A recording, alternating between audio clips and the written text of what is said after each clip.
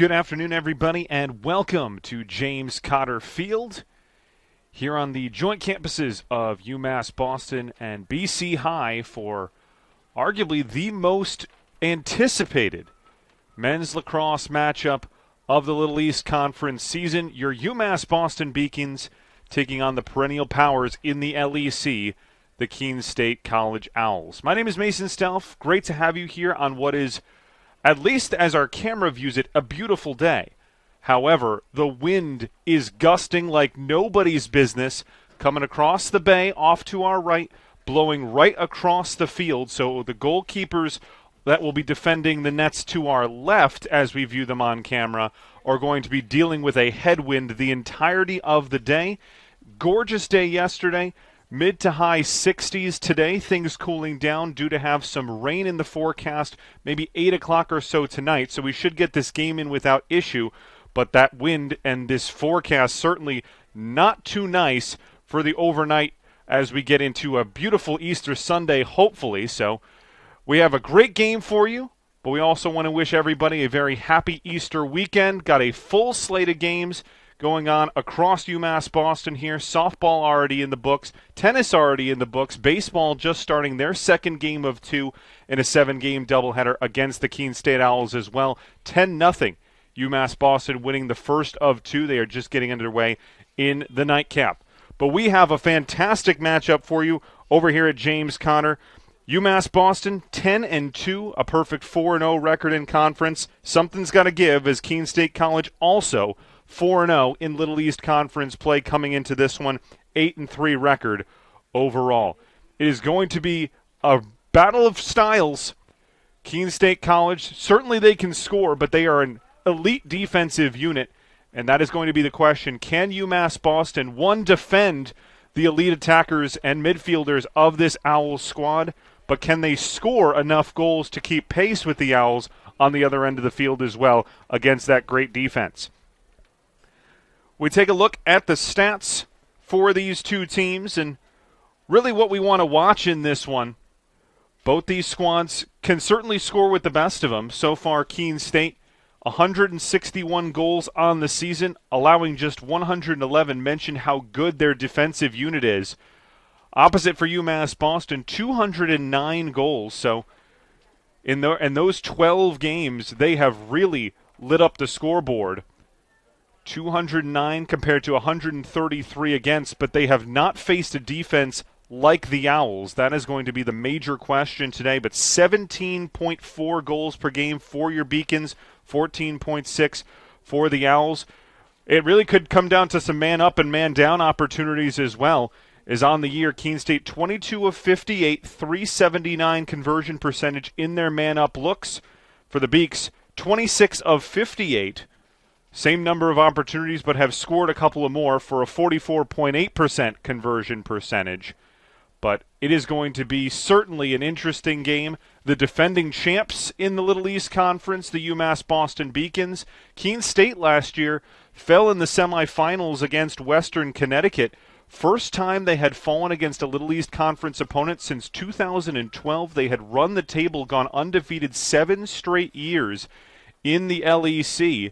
UMass Boston has not beaten this Owls team since way back in 2001. Now, 21 years ago here in Boston, they won it 18-1. But since then, Keene State has owned this series. They have won 15 straight games against UMass Boston.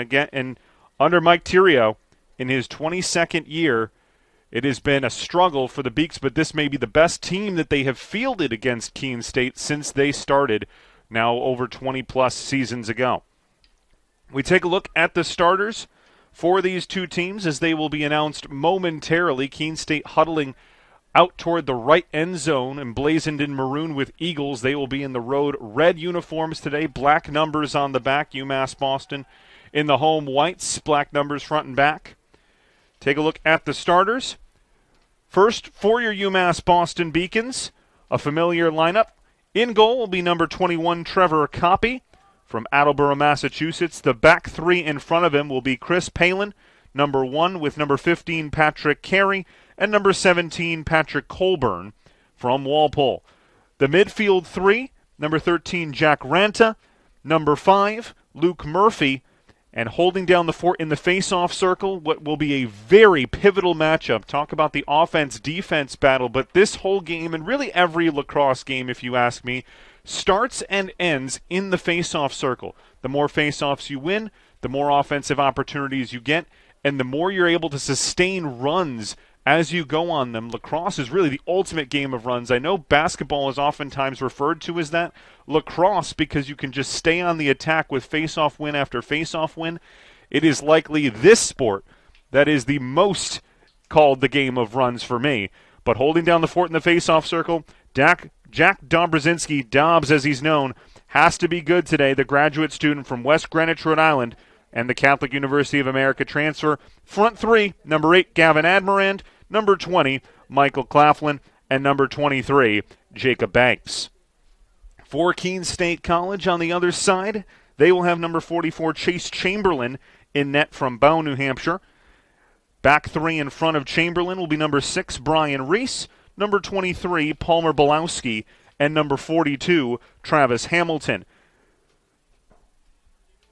We will pause and get you through the rest of the Keene State lineup in just a moment. But UEC, it is time for the national anthem. Opening draw coming up in just a moment.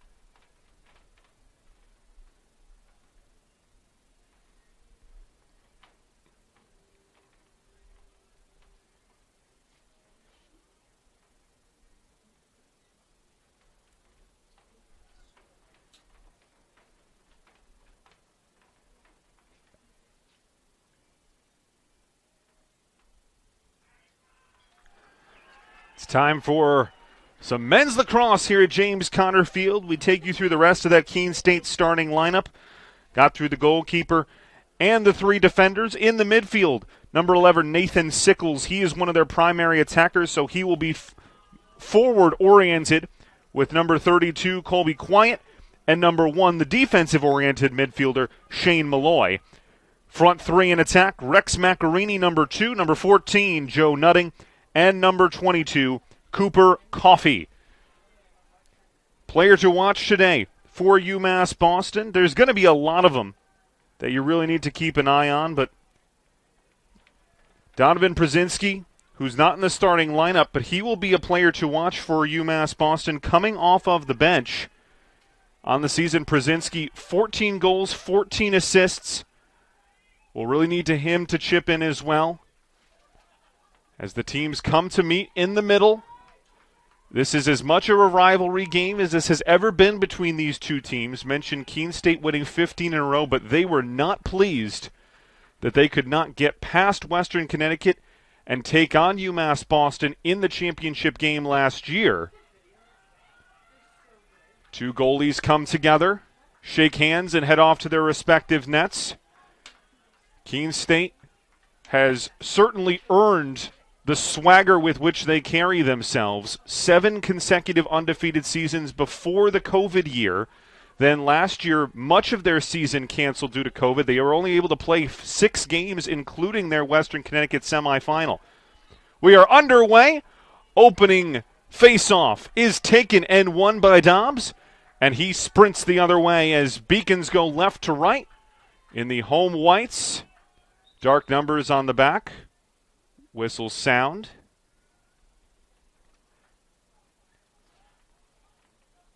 Quick substitutions as the face-off is won and the teams get their personnel out there, and we are back underway with the ball in the possession of number 5, Luke Murphy. Murphy darts inside, gets past, tries to go backhanded. Beacons will retain possession. As closest to it was Admirand. We roll the clock.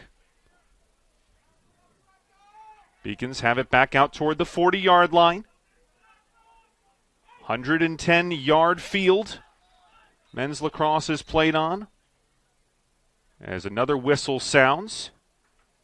A little bit too aggressive on the check attempt by Keene State. That time trying to apply the pressure. James Greco, number 7, in red.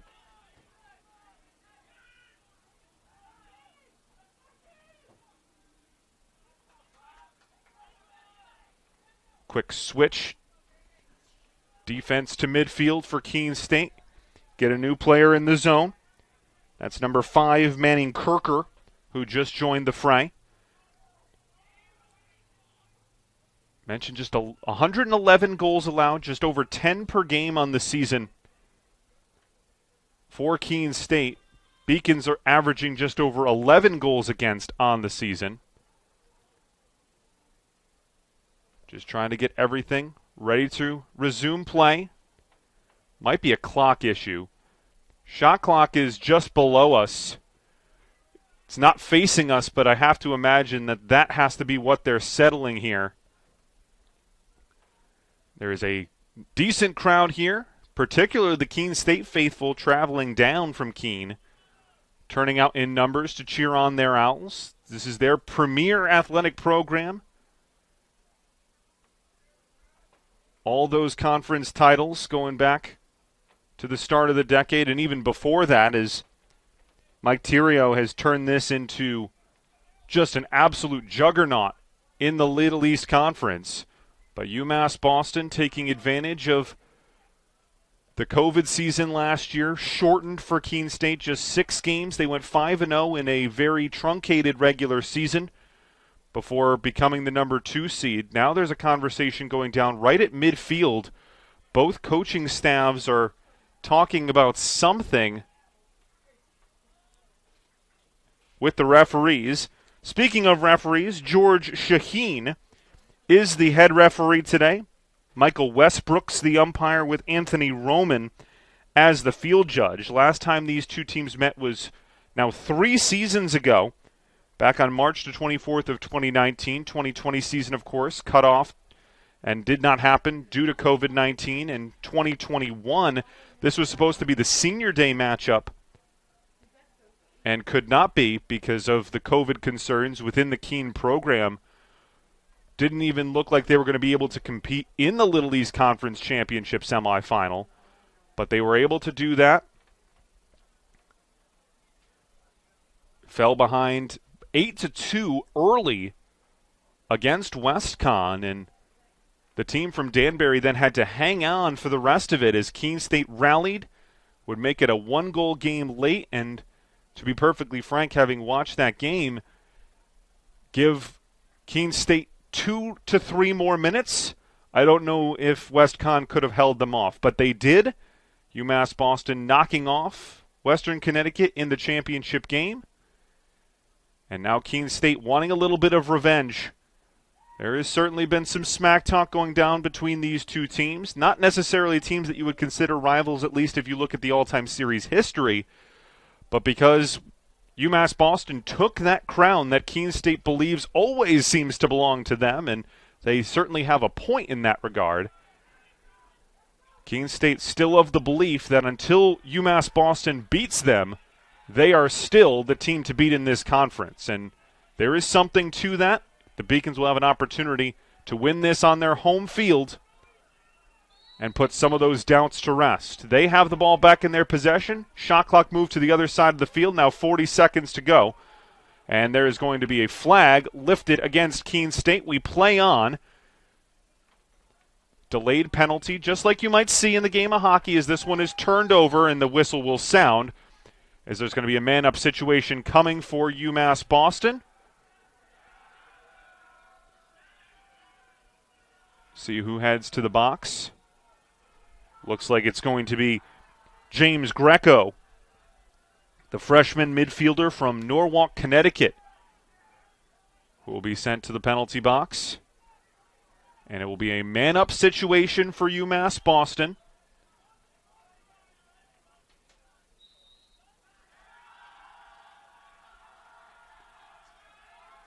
See what the Beaks can do with it. Sent to the top. Running the point right now is Dara Fahey, number 55, but everybody will kind of shift around. They try and send this through and through. It pokes away, and it's going to be a turnover on forced error against UMass Boston, and Keene State will take the ball for the first time in this one. Just getting underway. Just a minute and 20 seconds gone in this battle between the defending champs and the perennial champs. Keene State taking on your UMass Boston Beacons on this very blustery Saturday afternoon. Holy Saturday with Easter Sunday tomorrow. Hopefully you've enjoyed a full day of Beacon athletics, and this will probably be the last game to finish. We'll see if it finishes before baseball, leading into what does not necessarily look like the nicest evening here in the greater Boston area. But a little bit of wind, and maybe that's a sign that the winds are changing here in the Little East Conference. Beacons trying to back up their conference title by knocking off the best team in the conference year after year after year. Darting inside, nice move inside and a nice play. Not sure if the goalkeeper, Copy, got a touch on that. Darting inside to try to make the play. Looked like Coffee. But it's turned over and Beacons have it back in the possession of number 5, Luke Murphy. Murphy darts over the outside, brings it into the attacking zone. Both teams get a couple of subs in. Ball ceded to Fahey. Fahey back toward the middle. Finds a teammate. Sprinting forward. This is our player to watch. Donovan Przinski, number 4. Sent in behind. Sprinting around the cage and trying to find somebody out there is Admirand. Whistle sounds.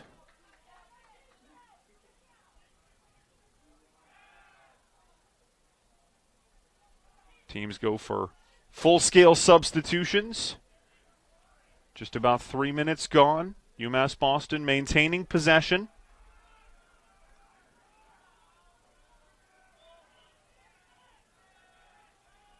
Another man-up situation. You see in the man-up, it is still 6-on-6 if you include the goalie, but normally 6-on-6 plus the goalie.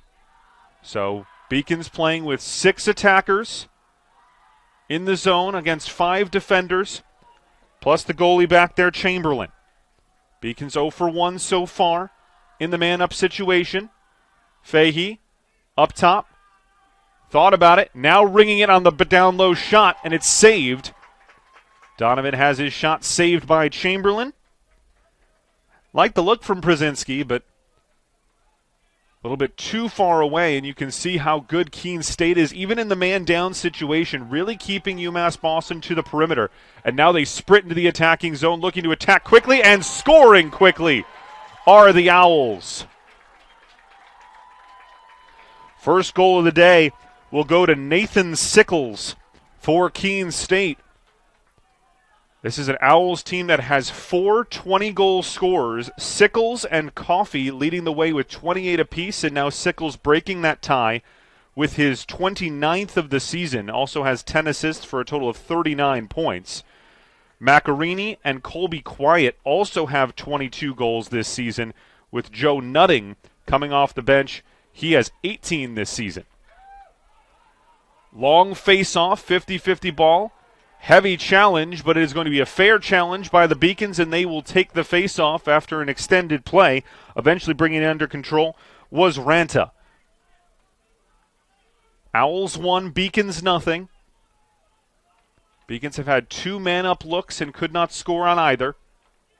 Turned over the ball on the first one and had the shot saved by Chamberlain on the second from Przinski. Fahey pushed around the perimeter by Keegan. Fahey spins, tries to get back toward the middle, cycles it back outside, right on that James Cotter field emblazoned across this green turf. 40 seconds left on the Beacon shot clock. Darting inside and trying to slam one down, but it gets through traffic and it's eventually collected on the ground ball by Chamberlain. And now here come the Owls once again. They love the transition offense, love to move quickly, score quickly. Beacon's trying to get those last couple of defenders in there. Keene State does not recognize an opportunity to complete the transition look, so they'll reset things, get their attackers in there. Substitutions on the fly to get the guys in there that you want on the attack.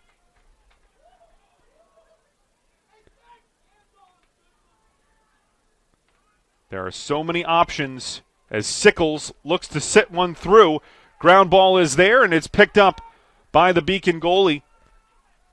Nice work there. Sickles tried to get inside, had the ball knocked out of his stick, and first to react on the ground ball was the goalie. Sprinting away from danger and moving into the attacking zone is Elijah Beasley, 5'9" sophomore from Harwich. He gives it up, and now possessing it is Banks. Sends it back toward the middle. Both teams sub once again. Beacon still looking for their first goal. Sickles has the only one so far for Keene State. You can see how tightly working everything is together for the defense right now. It's really an ebb and flow. They will suck in and then push out again. And everybody's working together and communicating in their man-to-man defense. Long possession, but really not a lot of ball movement. And then the shot came in. It was pretty easily saved, that time coming in from Zach Mann. Owls whip one through, and taking a heavy hit as he delivered that shot was Joe Nutting. They're the closest to it, so they regain possession. Clock rolls with 8:42 to play in the opening quarter. Cooper Coffey, see that long hair flowing out from under his helmet, number 22, sitting right in front of the goalie. He is a player to watch in this game. Came in tied with Sickles on goals for the team. This is Sickles, who tries to put his defender Carey in the spin cycle. Instead, resets up top to number 32, Quiet. Every single player in the attacking zone right now for Keene State can score in a multitude of ways. That's how they are so good for so many years. It's not just one or two options, it's 5, 6 options that can beat you. Coffey trying to dart inside on Murphy. He turns it over, and the ball is taken back by UMass Boston. Sprinting away and trying to get through traffic, but having the ball knocked out of his stick was number 17, Colburn. Who will pick up the ground ball? It is UMass Boston.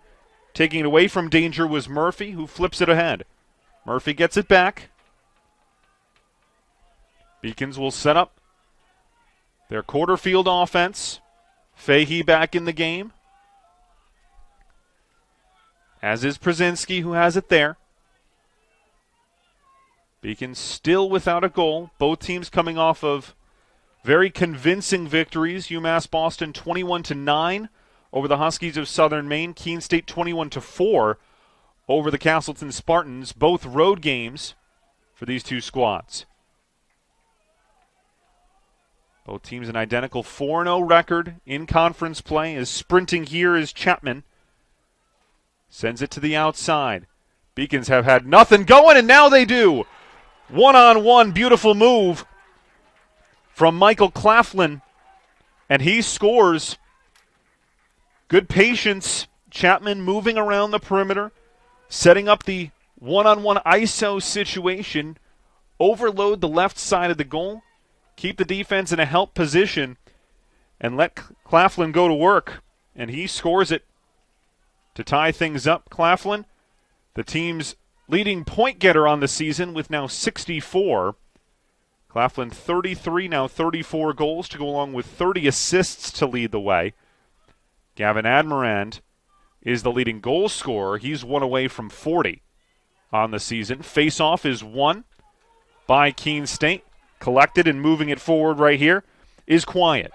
And Quiet pushes through and scores. Got to stop the guy on the ball. And just mere seconds after UMass Boston ties this at 1, Colby Quiet silences the Beacon fans. 6:44 to play, opening quarter. Keene State restoring their slim one-goal edge in the early going. You're watching the Beacons Broadcast Network, part of the Little East Conference Network, on this Saturday afternoon from just south of the great city of Boston. Mason Stauf on the call for this premier matchup between the defending champs, UMass Boston, and the juggernaut that is Keene State College, who for the first time in 7 years lost a conference game in last year's semifinals. But they will blame COVID for much of that. Only were able to play in 5 games. They would say this is the first real season, even though it certainly does count.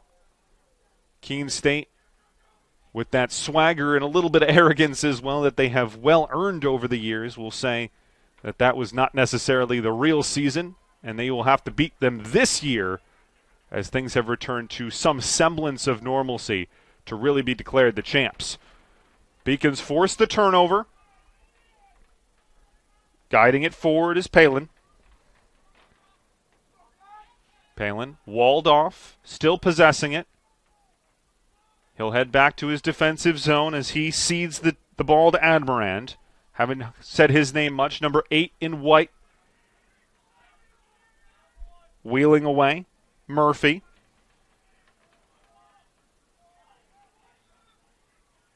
Murphy heads to the bench as Fahey takes over at the point for UMass Boston.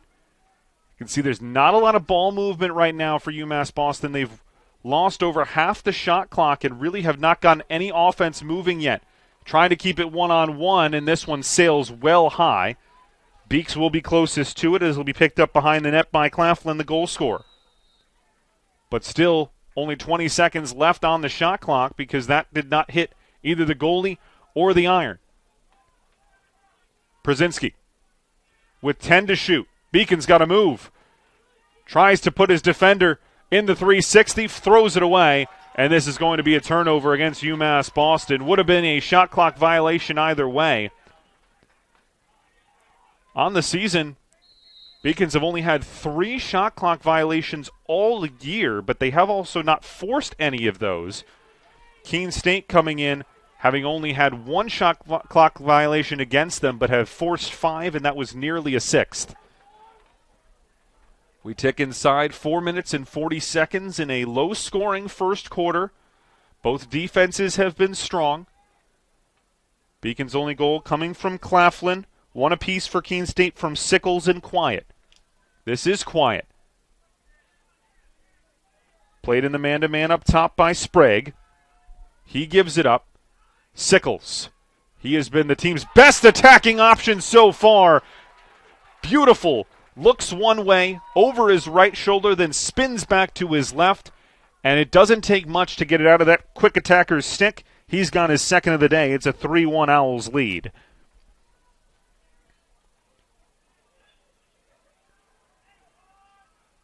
Doesn't always have to be the tremendous, almost tomahawk chop over the top to rifle it in there. He's so quick. It's all in the wrists as Dobbs wins a really nice face-off there. Darts forward, but Beacons are going to throw this one away. That's the 3rd time that they have tried to push the envelope and cause their own unforced error. Results in a turnover. Trying to move in quick transition as Dobrzinski wins the face-off, ventures forward, gives it up. But that second pass can't find the net of the stick, so Chamberlain ventures above midfield and then tosses it away. So after UMass Boston makes the unforced error, Keene State, their goalie, venturing out of his crease, makes one of his own, gives it right back to UMass Boston. The turnover is certainly mounting in the early going, but it's a 3-1 Keene State lead as Fahey darts inside, matched up in the man-to-man with Kayla. And that one is turned over. Nice stick checking by Keene State, picking up the ground ball. And moving it forward is Kala.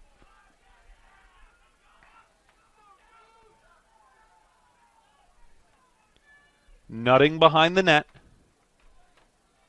Palin plays him in the defensive set. Resetting things up top is the number 1 option, at least right now, Sickles. Sickles and Coffey.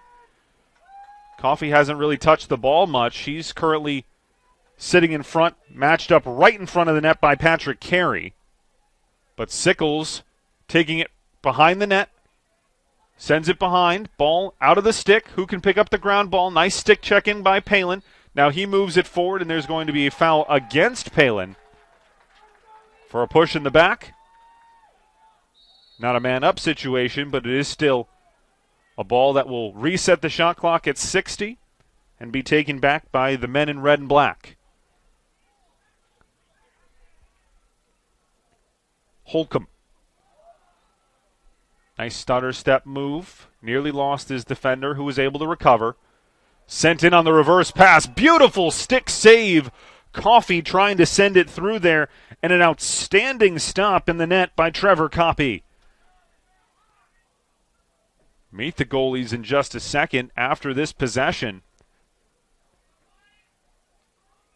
Owls have it since that was a save. Again, shot clock goes back up to 60. This one deflected on its way from Sickles, but it is able to be retrieved by Holcomb. Sickles has it back up top. When he gets ahead of Steve, he's hard to beat. Another nice save, though. Coppy makes a second stop in this possession, and it's a good time to meet him. Trevor Coppy in his 12th game of the year, entering with 76 goals against, 10.00 average, 106 saves, 58.2% of the shots on target have been stopped by Coppy this season, and he has an outstanding 9-1-0 record in goal for UMass Boston. Been a really big piece this season. The junior from Attleboro. Opposite him is Chase Chamberlain, their starting goalie, as this one tries to get sent through. I believe that Keene State got a touch on this one, but it's not going to matter as they will take it back. That is the fourth time that the Beacons have turned the ball over on the sidelines in the first quarter. We're into the decimals. 50 seconds to go as that one is picked off on its way through. What a stop by Jacob Banks, and now he tries to transition it, sends it in there, stopped by Chamberlain. Bodies are battling inside as that one went right into the body of Chamberlain. Keene State picks up the ground ball, but clock is stopped, and the Beacons are, it looks like, going to have the ball.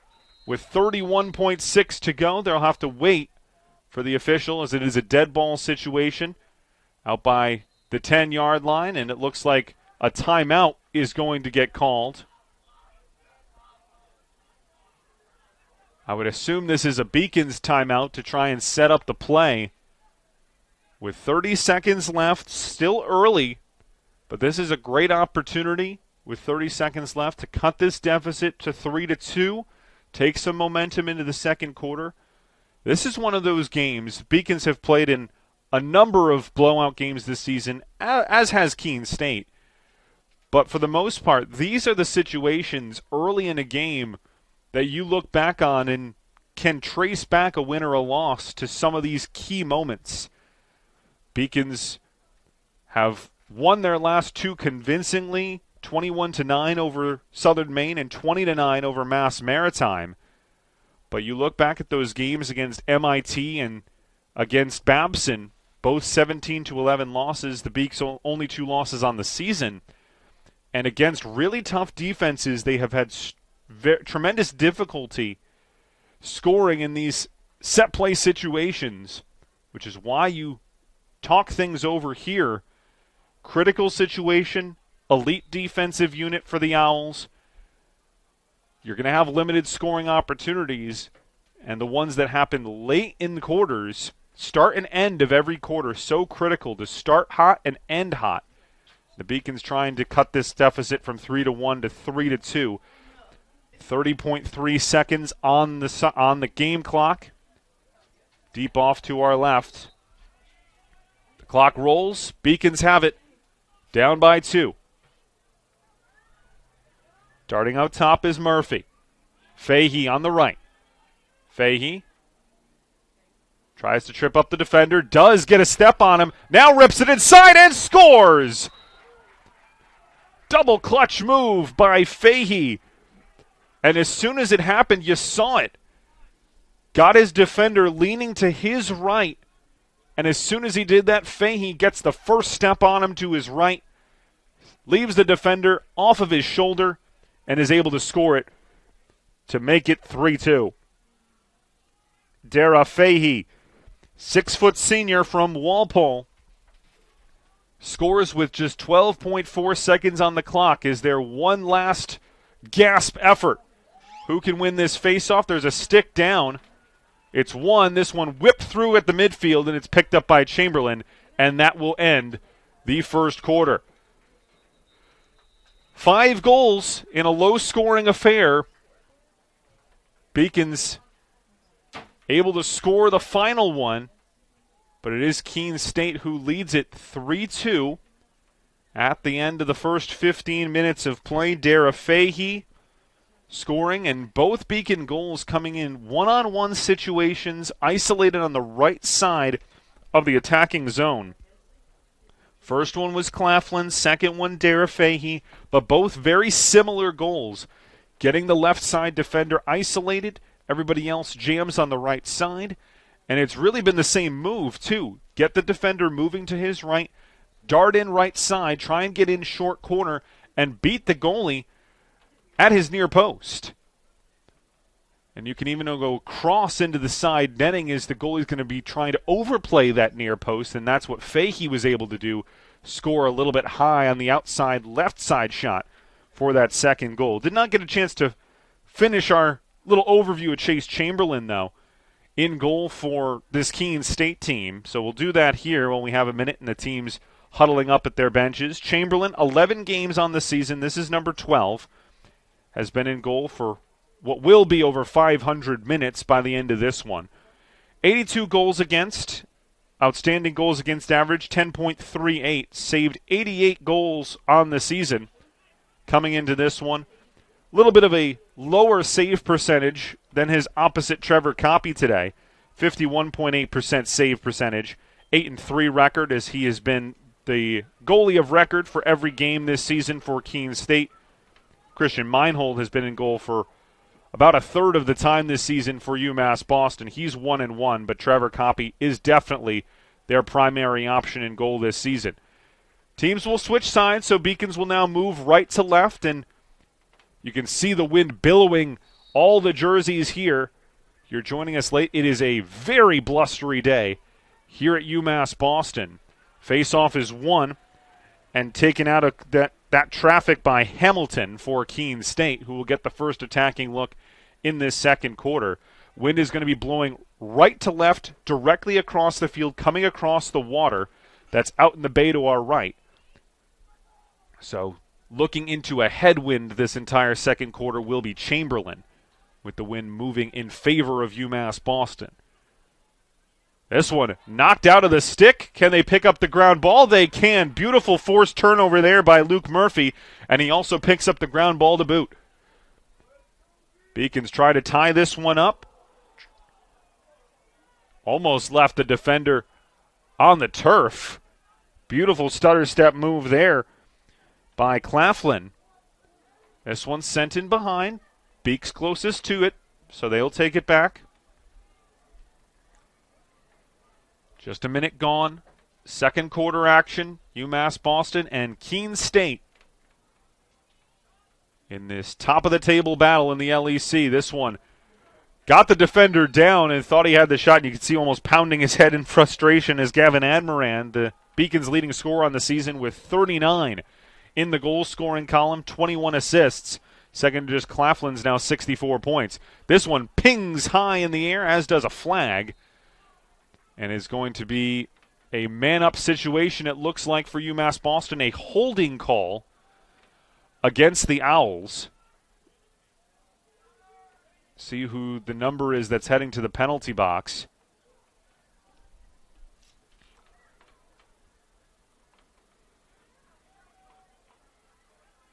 Player whistled for the penalty is Palmer Belmowski from Mount Vernon, New Hampshire. Beacons will have the 6-on-5 right here. Third man-up look of the day. 0 for 2, a turnover and a shot attempt that was saved nicely by Chamberlain on the cross-field shot from Przinski. got to take advantage of any man-up situations. Beacons have been clean defensively, have not committed a man-up penalty so far today. 3 for Keene State, but they've been excellent defensively. You see how they all collapse into the middle, really try and muck things up in front of the goalie, make it very difficult for anyone to get eyesight on the goal. As this one is skipped through, it goes off the side of the net. Chamberlain will pick up the ground ball in his crease. He owns that zone, and so he will take it back, and the Beacons look like they are going to be 0 for 3 in man-up so far.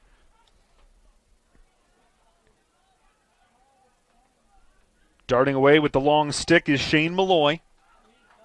Escapes through the zone. Look at that speed as he gains in and then whips it in on his own. Shane Malloy takes it from the 30-yard line all the way to the other end of the field. That's the second time that nobody's picked up the guy with the ball. Sickles did the same thing, quiet, similar. And Shane Malloy scores to restore that 2-goal Keene State edge. Do not want to get beat by the defenseman. Shane Malloy scoring just his 4th of the season. He's got a couple of assists as well. He is heavily involved in the faceoffs. Colby Quine is their primary faceoff man, but Shane Malloy, their secondary option in that category, as this one shifts right of the goal. Another faceoff win, and this time it was Paxton Blanchard who sent this one to the left of the goalie cage, right as we view it from this vantage point, up by midfield. But Keene State has it back again. This is what they can do so dangerously. They have not hit their stride offensively yet, but with every face-off win, they gain confidence. Coffey, this one blocked on its way through, would have skidded out for a play, and Coffey picks up the ground ball and shovels it in on the backhand. It was only a matter of time until Cooper Coffey got on the score sheet, and there he is, 5-2 Keene State. They've scored the first 2 in this second quarter, trying to prove that they are still the cream of the crop in this conference. Coming in, these two teams 4-0. Western Connecticut, last year's finalists, to UMass Boston, just a half game behind at 3-0. Face-off is won by Dobbs. Fahey will take it. Beacons not in a must-score situation, but you feel like this would be a really key opportunity to score as Fahey falls down and then gets the stick check in there. Applying pressure on him for Keene State is Owen Keegan. Fahey has the ball knocked out of his stick fairly. Taken away out of traffic that time by Hayden Finnerty from North Reading, Massachusetts. And here come the Owls. But they will sail this one high and turn it over. A couple of times that's happened. Keene State getting the stop and then turning it over in transition. See that a lot more in the men's game than you do on the women's side.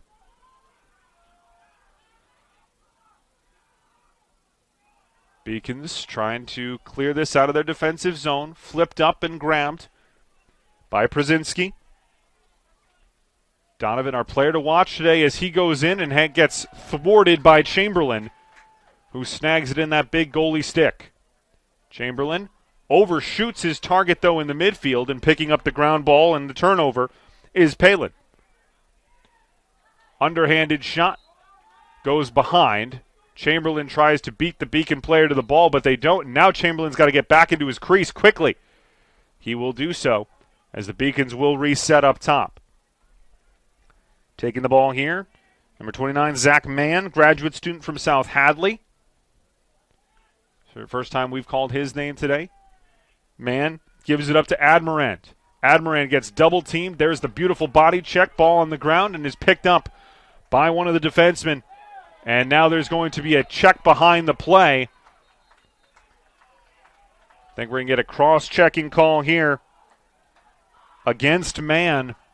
Admiran turned it over, and then Mann hitting behind the play, just leveling Hayden Finnerty. 10:19 to go in the second quarter. First man-up look for Keene State today. Beacons are 0 for 3 in that situation. Keene State can march the ball to midfield to start their power play look. It's Keene State 5, UMass Boston 2. Still plenty of lacrosse to play on this Saturday afternoon. But Keene State, look at this play. Oh, had the look. Beautiful ball movement.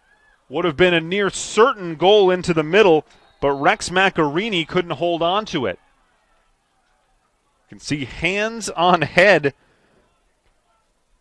for the Keene State coaching staff. They cannot believe that they weren't able to score there. And it's just amazing how quickly they were able to get to that point, too. It was 2 quick passes and a shift across the middle, and they were at point-blank shooting range, and Macarini probably thought he had a goal and was ready to shoot before he had the ball. So the Beacons do catch a break, but in their man-up situations, they just haven't moved the ball enough. Beacons have been almost lulled into man-to-man, one-on-one ISO situations. They have gotten a couple goals out of it, but it hasn't been enough to sustain their attack. So important to move the ball and, more importantly, move yourself around the perimeter of the attacking zone. The more the ball moves, the more it makes the defense move, and it's harder to stay in front. Beacons certainly have players that can play in ISO situations, but I don't think you're going to beat Keene State that way. Good body check, sent into the middle. Ground ball picked up and a hit from behind, and there is going to be the flag. It was only a matter of time until it came, but it's going to go against UMass Boston. No, now it's going to be halted. I was going to say there's no way that is a foul on the Beacons, and it is not. Hit up toward the head area, and I think this one's going to go against Paxton Blanchard.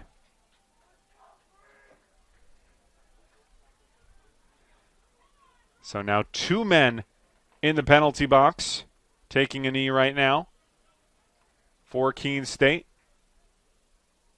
They'll have to send someone out to the midfield. And so just 4 players defending in front of Chamberlain. Here comes the 5th. Having to touch up there at midfield. Beacons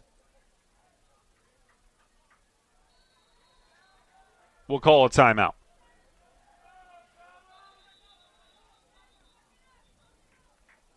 Second timeout of this first half for the Beacons, and Tyler Lowe in his 12th season, assisted by Chris St. George, Spencer Lowe, and Ned Parker, coming off of that conference championship last year. But now there is a target on their back, and the team that they're facing today wants to obliterate that target. Keene State does not want to be in anybody's shadow in men's lacrosse. You ask any Keene State fans, you ask these players, they'll still argue that they're not because of the circumstances of last season. But the Beacons are the defending champs, and that does not sit well with the folks up in Keene. But they have the 5-2 lead to the Owls. Beacons in their 4th man-up situation of the day. They're 0 for 3 so far. Really needing a goal to keep this thing within touching distance. Do not want Keene State to go on any kind of a run. The only reason that Keene State didn't advance to the Little East Conference title game last season was because they started slow against Western Connecticut, fell behind 8-2, and then were forced to rally all the way back over the remainder of the game, and they nearly did it. Ended up falling 11-10 as they would score 8 of the next 11 goals in the game, but just falling short in that Little East Conference semifinal up in Keene. Western Connecticut advanced to the championship game, took on these Beacons, and UMass Boston taking home the title. in 2021. But this is a very different season. A little bit of normalcy restored. Not saying COVID fully behind us, but enough that we're able to have full athletic seasons for the first time. But, of course, you ask anyone who played basketball this season, there was still a whole month when the Delta variant happened that impacted play. So not ready and willing to say it's fully behind us, but it is good to have a full lacrosse season back, as well as baseball, softball, tennis, track, everything else that's playing here in the spring. Beacons possessing it behind their net, trying to move the ball a lot more in this man-up situation, and I like it. It's really forcing the defenders to move their feet and get into an odd man situation. Fahey had the look, tried to go short corner on the goalie. It caroms off. Beacons will have the ball back, though. Fahey looking for his second goal. Has it here. Left side of the crease. Played up top on the diagonal pass. Brzezinski, as this one tried to get shoveled in at the near post. Beacons will again maintain possession. Elijah Beasley tried to play it on the underhand. Beacons still 40 seconds on their shot clock. They've taken 2 shots, but neither have been on target. Here comes the 6th defender, but not going to get there in time. Underhanded look. Greg Wolf scores for UMass Boston to make it 5-3. That brings Wolf to 20. Wolf has one of my favorite stat lines. I always love it when I'm scanning the stats. There's always one player that is, I will score goals. I'm not going to give you any assists whatsoever, but I will score you goals. And Wolf is that player. That's now his 20th goal. Does not have a single helper on the year. And the Beaks win the face-off. Doing a great job in there on the face-off circle. Jason McNeely. We expected to see Jack Dobrzinski in there a lot, as this one trying to fall down and still make the play. Luke Murphy can't score. Beacons, though, maintain possession of the ball. But McNeely has been in there the last couple of face-offs, and he's won his last few as well. McNeely on the season, 88 of 162 in the face-off circle coming in, compared to the 113 of 213 for Dobbs. Beacons possessing it up top, 5-3. Trying to get it back to a 1-goal game again. Hanging around in this game, proving that they belong in this game. UMass Boston, who have fallen to this Keene State team 15 times in a row. Chamberlain gets a touch to it. That should reset the shot clock to 60. It does. Fahey plays it back toward the crease. Shot comes in from up high. Wolf trying for a second one in as many attempts, but sails this one north of the goal. Beacon's doing a good job touching up on these balls, though, and getting them back. Fahey played behind. Tapping it out, trying to win the 50-50 ball here. Body check not successful. Who will pick up the grounder? For a second there, it looked like UMass Boston, but instead, it's Keene State. Not sure if Shane Malloy was able to pick up the ground ball himself, but he certainly got a stick on it to find another player in red. Beacon player loses a stick. Nice over-the-top swim move to get out of there by Hayden Finnerty. Keene State hasn't been on the attack for quite a bit of time, but they don't need long. Colby Quiet has a second. It's felt like the Beacon goals have taken a long time to develop. Keene State has needed 1-2 passes max, and it's in the back of the net. Quiet with 2. Sickles with 2. Malloy and Coffey chipping in with 1 each. Keene State just maintaining enough of a comfort level to feel like they're in control of this game. Who can pick up the ground ball? It looks like it will be UMass Boston. It is. And they want another timeout. You can see how much this means to the Beacons. Every single time they feel like this is getting somewhat out of reach and they have an attacking look, they call timeout, set up the play, knowing that if they don't score and Keene comes down the other way and makes this 7-3, going to be very difficult. Keene known for their runs, coming off of a 21-4 win against the Castleton Spartans. Castleton has struggled this season, just 1-10 overall and 1-2 in Little East Conference play. Sickles had 6 in that one. 4 different players having at least a hat trick. Sickles with the double hattie, then Rex Mactarini, Giacomo Tadone, and Cooper Coffey, all with 3 each. Beacons had no problem taking care of Southern Maine themselves up in Gorham this past Tuesday.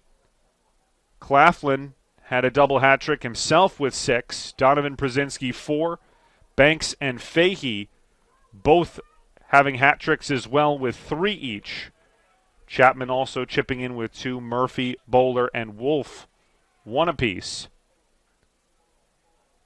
Beacons outshot Southern Maine 63-27 in that one. Keene State eerily similar against Castleton, 67-24. So both teams are striding in this one on a high. Both winners of 4 straight in conference to start the year. But something has to give today. Will it be Keene State, winners of over a half dozen titles in the last decade? Or will it be the defending champs, UMass Boston? 6:13 to go. This shot comes in, sails high, did not get a touch on it, Chamberlain, so shot clock, well, it does look like they pushed it back to 60, so must have gotten at least something on it. Przinski, low shot, through the bodies and into the back of the net by Claflin. Second for Michael. And you got to give tremendous credit. Tyler Lowe has called 3 timeouts in this first half. Again, I'm pretty sure that one at the end of the first quarter was his, and if not, there have been 3 timeouts in this one, and the Beacons have scored coming out of all 3 timeouts. The late game situation in the first quarter and the 2 in the second quarter, they have scored out of all 3 of those looks. 6-4, inside 6 to play until halftime. Who will pick up the ground ball? Looks like a little bit of a hold there. Should keep it with Keene State. And it will. Owls have certainly not held more of the possession in this game. Beacons controlling the majority of the time on the ball, but trailing at 6-4 after a couple really nice transition looks and some absolute beautiful snipe shots from distance by Quiet and by Sickles. Here come the Owls. Into traffic. 3 defenders there. Ball knocked out of a stick. You can see the tremendous physicality that happens right in front of the goalie crease anytime an attacker tries to tread in those forbidden waters.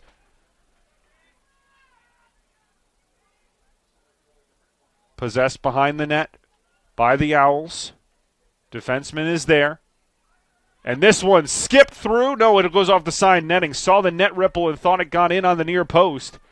But instead it's taken back by the Beacons. Copy gives it up to a teammate. Avoiding that. Stick and body check Murphy.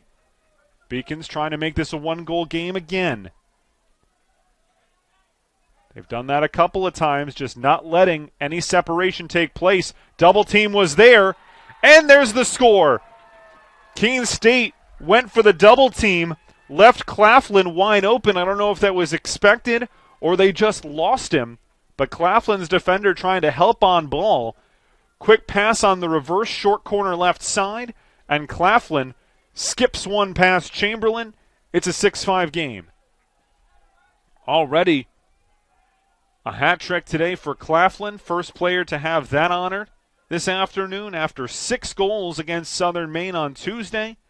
He's got another 3 today, brings him to 36 on the season, trying to chase down Gavin Admirand and his 39 today. Keene State wins the ensuing faceoff. They have done a really good job of scoring quickly after Beacon goals, but much better quarter field defense by the Beaks this time. Possessed up top by Colby Quiet. Quiet matched up in the man-to-man with Palin. I should say Matt Palin. Matt and Chris, the twin brothers, as this one is turned over. Beacons have an opportunity to tie this game at 6. But they sail one high, and ground ball can be picked up in the deep zone by Shane Malloy. Chamberlain and Malloy playing in the two-man game. Chamberlain venturing out of his goal crease again. We've seen this happen a couple of times today, and look at him go. Looking for a teammate, now gives it up in the 1-2 situation, and they score off of it. Chamberlain helping out in the offense, and it works out to perfection.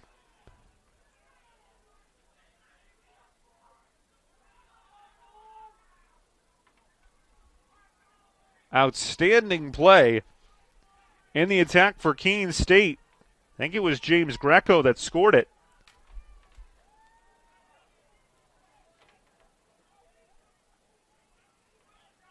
Have to confirm that one.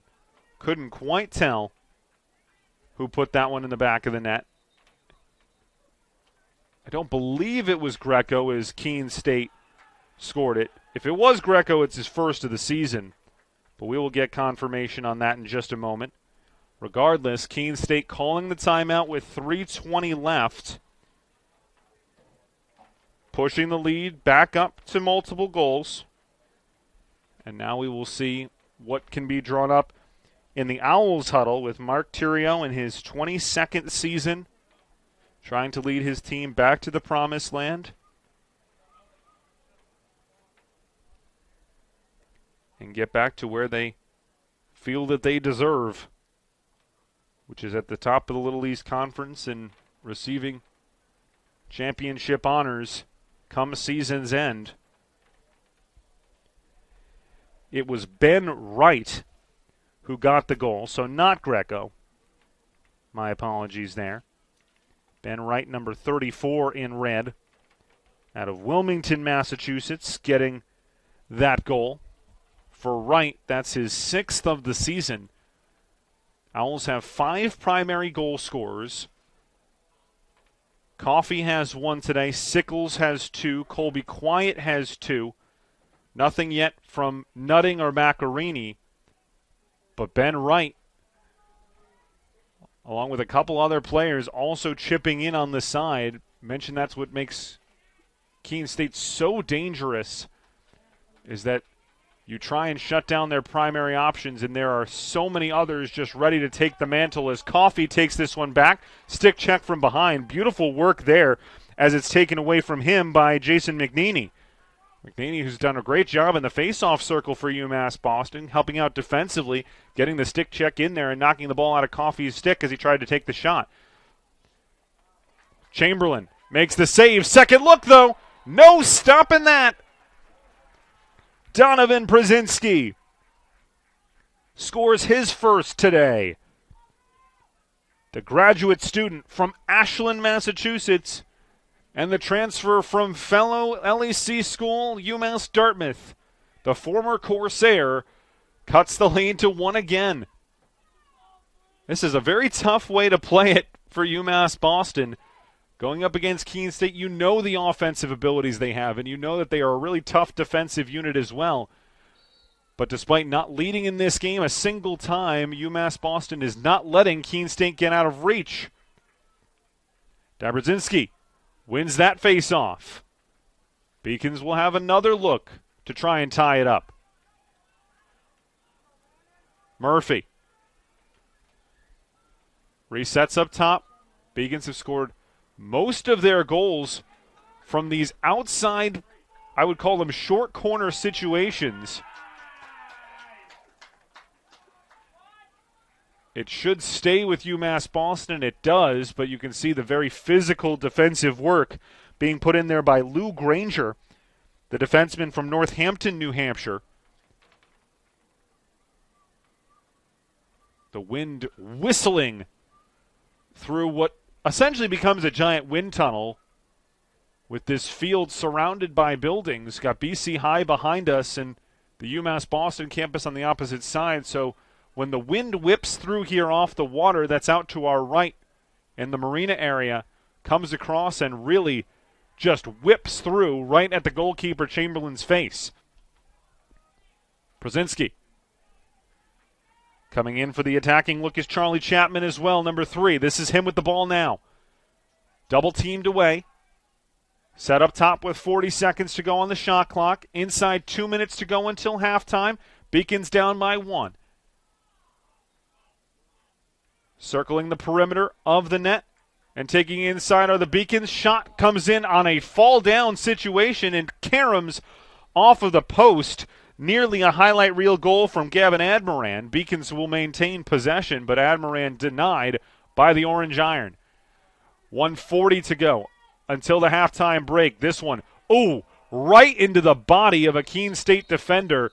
That does not feel good, into the gut of Lou Granger, and he is down.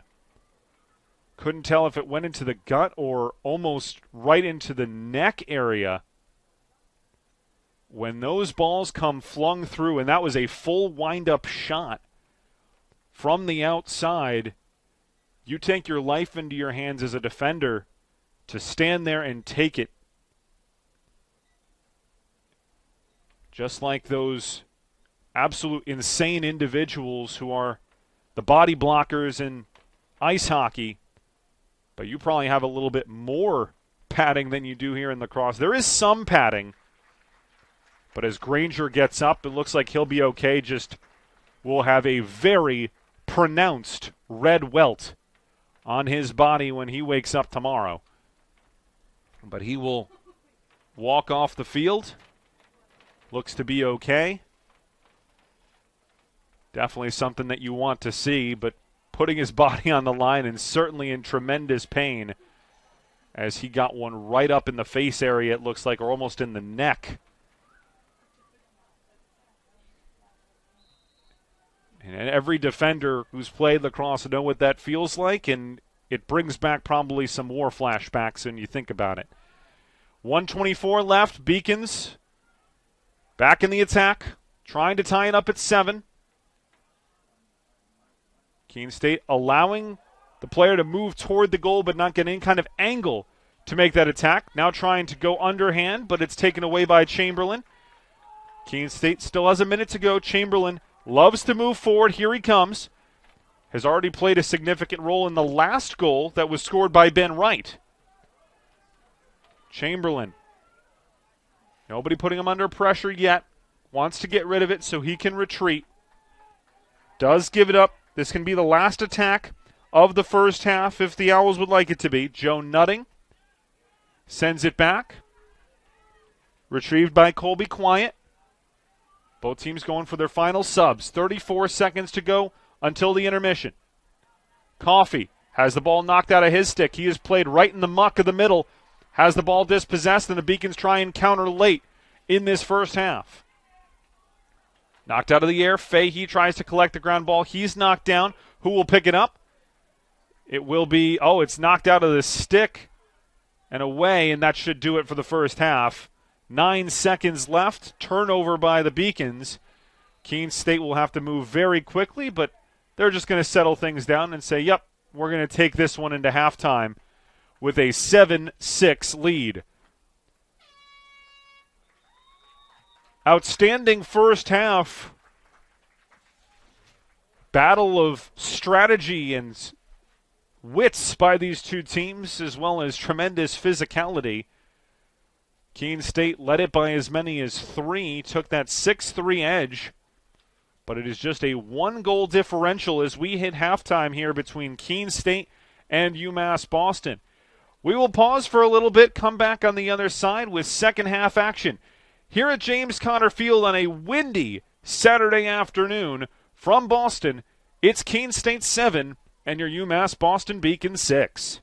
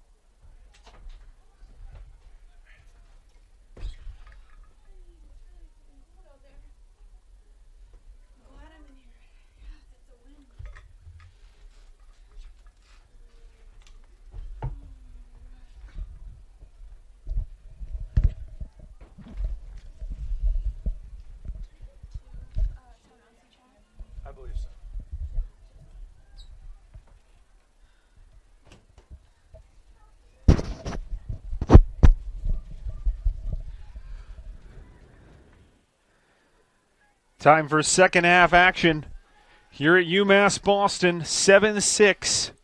Keene State leading your Beacons after one half of play. In for a outstanding second half of action. I was about to call it a barn burner. I don't know if that's going to be the case. These two teams both playing strong defensively. We've also seen some uncharacteristic turnovers for either side.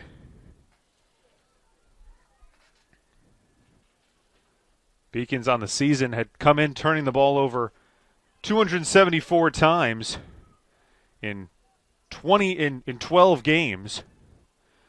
Opposite them for Keene State, they had turned over the ball just 213 times. So Keene State much less inclined on the season to cough up the ball. But the caused turnover category, which is always interesting to look at, 138 on the season for UMass Boston. Opposition causing 140 turnovers on UMass Boston's 274. So basically 1 out of every 2 errors and turnovers that the Beacons commit appears to be self-inflicted on the season if you go by that stat. On the other side for Keene State, teams only causing 88 turnovers on them. So Keene State, you can see that high-flying offense. It didn't happen a ton, but when they're moving in transition, they are whipping the ball around as fast as they can. And so they are more inclined to throw the ball away themselves than any team is to actually dislodge it from their stick and take it from them. But as the shot clock gets stationed back at center field, we reintroduce ourselves as these two teams battling for supremacy in this conference, the Little East Conference. It is going to be a very interesting second half here at James Cotter Field. You're watching UMass Boston Lacrosse on the Beacons Broadcast Network, part of the LAC Network. Mason Stuff having the honor of bringing this one to you from this Saturday. Very windy here in Boston as the forecast gets much worse as the night goes on. But should be able to finish this one before any showers come, maybe around the 8 o'clock, 9 o'clock hour. But it is certainly about as windy a day as we have had this year. You see out in the very far distance the flags at neighboring Monin Park, where Aiden Blake just hit a home run for your Beacons. The second baseman, as Beaks were up big, won the first one 10-0, and looks like they're up again on Keene State in Game 2 of that doubleheader. Keene State taking the ball, looking for their first offensive opportunity in this third quarter. A goal to the good for them. They have led the entire way. Beacons have never led in this one, but have gotten close to tying it up a couple of times, but missing out on their first look of this quarter. Up top, this is Sickles. He has a couple so far for Keene State. Claflin, the only player that has a hat trick so far in this game, is Owls spreading the offense. Ball pops out of the stick, and then the entire stick itself popping out of the hands of Tadone. And it is taken back on the turnover by the Beacons. But they sail it high, and this could be a transition look. Coffey shoots, and it goes wide. Off the side netting. He's frustrated with himself, has 1 goal today, but came in tied with Sickles with 28 on the season. And you're not going to necessarily get much of a better look than that. Is careless pass toward the center of the defensive zone taken back by the Owls, and Coffey cannot cash in, but they will cash in here. Giacomo Tadone gets his 8th of the season. Didn't say his name at all in the first half, but here he is starting off the second with a goal to give Keene State an 8-6 edge. Mentioned this is a very difficult way to play this game for UMass Boston. Forever behind, not so far that the game is out of reach, but just not so close that you can tie this game. Seen games won this way, but it is certainly a difficult way to keep that mindset focused that you're still in this game, but just always seem to be between 1 and 3 behind, and a false start will be whistled against Dubzinski, and he will have to cede the ball to Keene State, who are looking to match their biggest lead of the game at 3. They led it 6-3 at one point. That was the biggest that they got at that first half. Keene State faithful in numbers, but there is a great contingent of Beacon fans down below us off to our left. Difficult to see from the camera angle, but there is a great contingent of Beacon fans down tailgating and partying down below us to our left at the entrance to this stadium. Sickles gives it up. Shot comes in. Not sure if the goalie Copy got a touch to it. They're going to say he didn't, it looks like, as the shot clock is staying at 46. It will roll down from 45. Sickles playing behind the net. Screen set by Coffey. Giving it up and now sending it behind. Skip pass. Who's going to maintain possession? It's going to be the Beacons on the transition foul committed by the Owls. Beacons looking for their first goal in this third quarter. Trying to transition. That's a nice play, and it's skipped in there on the one hop. Beautifully done. As Keene State tried to go for a quick change, Patrick Carey coming up from the defensive side with that long defenseman stick, taking it from a difficult angle and one-hopping it past Chamberlain to get it back to 8-7.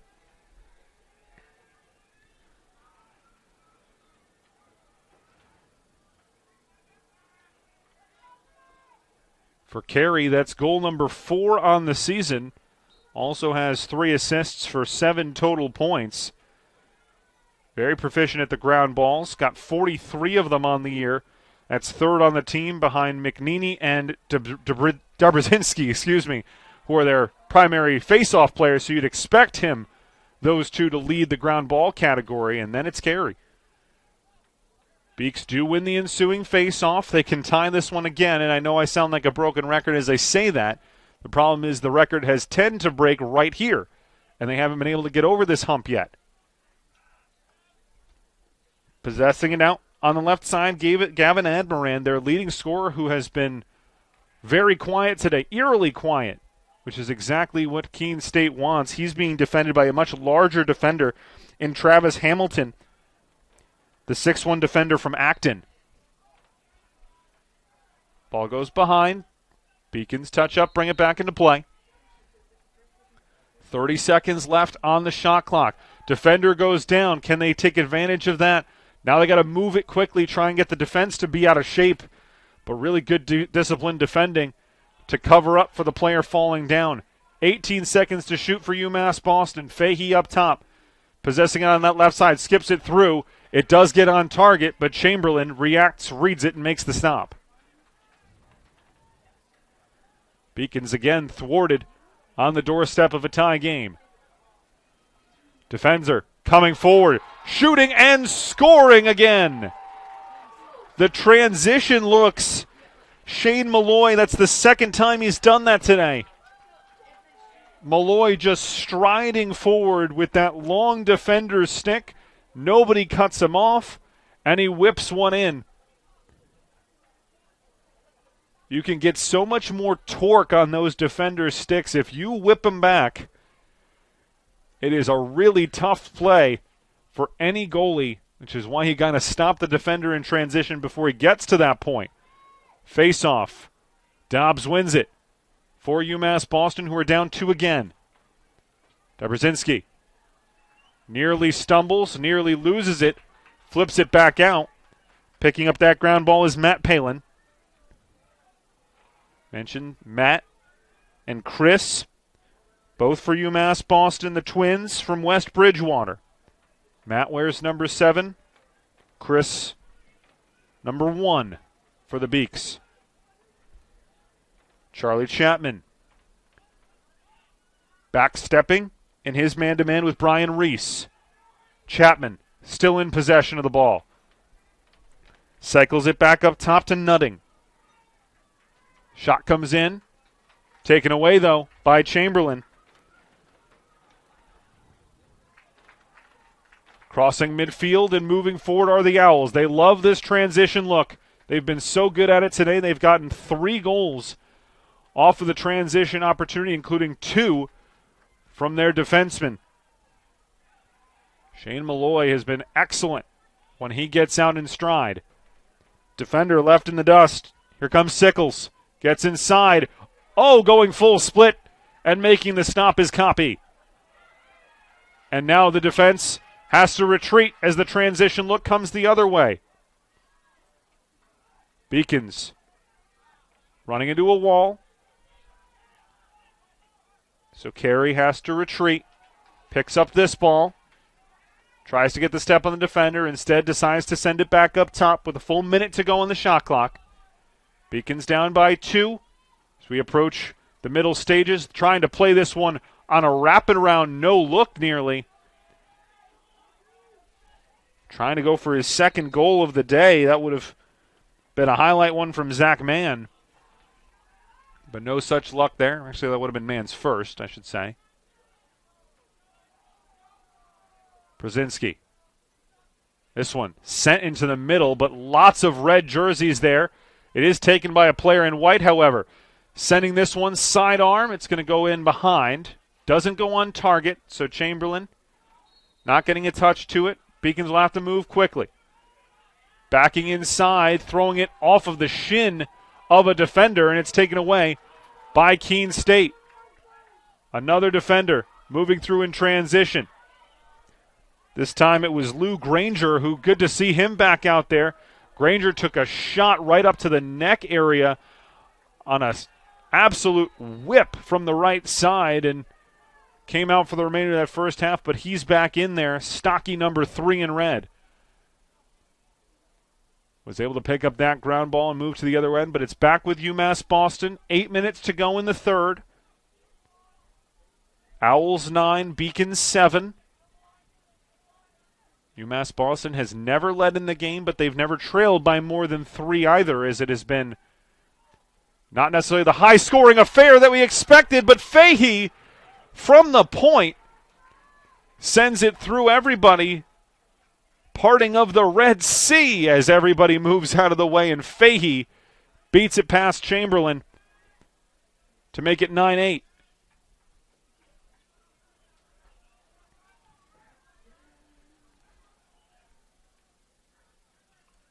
Dara Fahey scores his second of the day.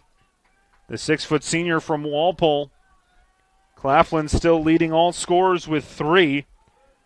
Malloy and Sickles, along with Colby Quine, all have 2 apiece for Keene State.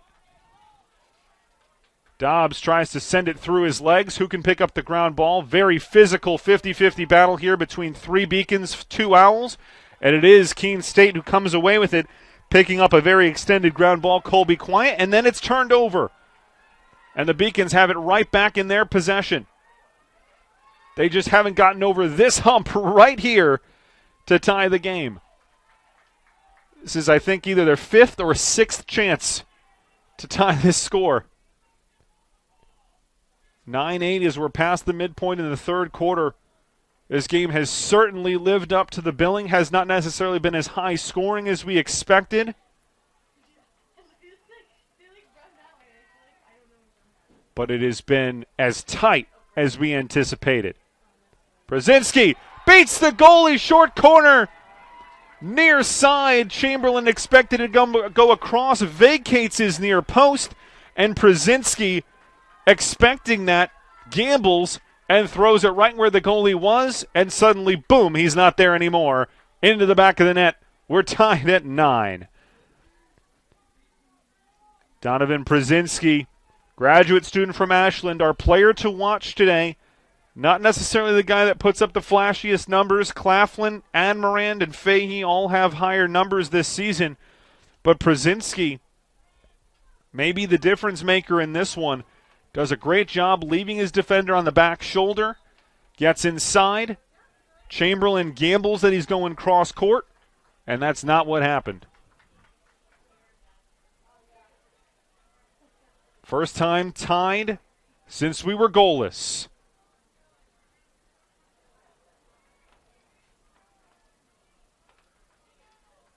Keene State gets the face-off. Trying to get back on offense. Get back into their rhythm. As the Beacons have really controlled the majority of possession in this game. They've just gotten beaten on a couple of transition looks.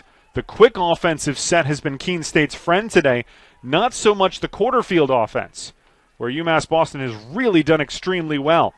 Great body check, but no, not great body check. Would have been a foul. Instead, you can pick up the flag as Sickles gets his hat trick.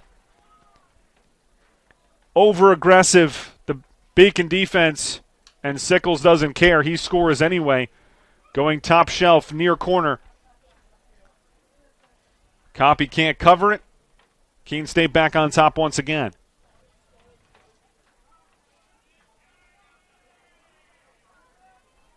That gives Sickles 31 on the season.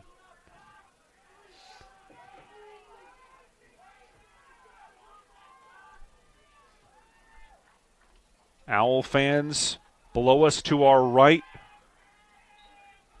trying to get that momentum back with their team. Beacon's done a really good job. They've just kept everything close. They've won the faceoffs when they've needed to. They won that one briefly, but as Dobbs heads off, it's turned over. No foul will be called. Referee had his back turned to the play, and so a very frustrated Paxton Blanchard will have to come out having not gotten the one-up opportunity. But still, it is back with Keene State.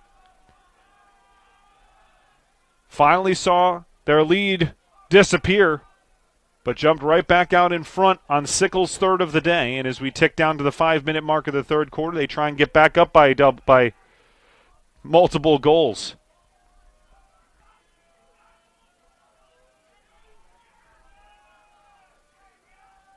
Playing hot potato around the perimeter. Now the skip pass. Played on a tough top. Tried to send it through. Almost tapped in there by Sickles. Still with the Owls. Tough play up top. Trying to move it quickly, but it's turned over. Giacomo Tadone did not see the defender coming in from the bench and threw it right into the waiting stick. Beautifully timed substitution by UMass Boston. Murphy. This one skips through and is taken back on the ground ball. Out by the perimeter by James Greco. Now Greco sprinting forward. Faked one pass, gets it back. Flag is raised, so we're going to have a power play. Delayed penalty, and now it will be called. Greco is being very demonstrative. Got to be careful being that aggressive in your approach when you're talking to the referee. It will be a one-up situation.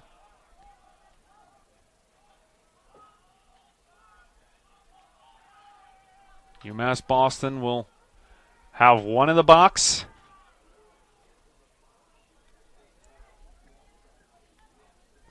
Looks like Jack Ranta going to be down for the count here. And we'll play 6-on-5. See the Beacons just trying to protect things out in front, letting the play develop in front of them. Trying to expand when they can, collapse when they need to defensively. But you wanted to avoid that.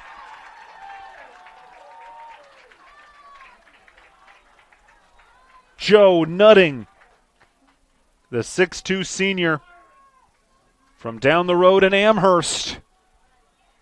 Down the Mass Pike. Has been quiet today. He's their leading helper on the year. Has 22 assists coming in. But gets his 19th goal in the one-up situation.